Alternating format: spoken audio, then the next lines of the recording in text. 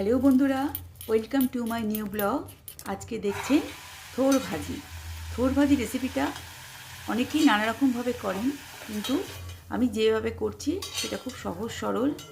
আর একটা কথা, থোর বটিতে কোটা যায়, ওটাই বটিতেই কোটে, কিন্তু আমি এখানে ছুরিতে কোটাও দেখিয়েছি। যারা বটি ধরতে ভয় পান, বটিতে হাত কেটে যাওয়ার ভয় থাকে, আমার যেমন ভয় লাগে, তাদের জন্যে এই রেসিপিটা রইল। এটা ভালো করে 15 সেকেন্ড জলে ভিজিয়ে নিতে হবে। তারপরে ছুরি দিয়ে এক একটা করে স্লাইস কেটে যে সুতোটা থাকবে সেটাকে হাতের আঙুলে বাঁধিয়ে নিতে হবে। আঙুল থেকে ছাড়িয়ে তারপরে এভাবে থোর কুটতে হয়।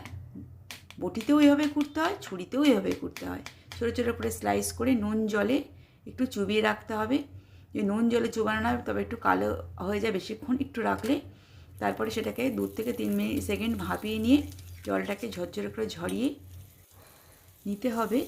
এরপরে সর্ষের তেলে, খানিকটা সর্ষের তেলে গোটা জিরে ফোড়ন দিয়ে কিছু সারা রাত্রে ওভারনাইট ভেজানো ছোলা, সঙ্গে 4-5টা কাঁচা লঙ্কা দিয়ে আমি থোরটাকে দিয়ে দিলাম। একটু হলুদ, নুন, চিনি দিয়ে এইভাবে বেশ খানিকক্ষণ নাড়তে হবে। ঢাকনা দিতে হবে, ঢাকনা খুলতে হবে, আঁচ বাড়াতে হবে, আঁচ কমাতে হবে, আর কিছুক্ষণ স্ট্যান্ডিং টাইমেও রাখতে হবে আঁচ বন্ধ করে।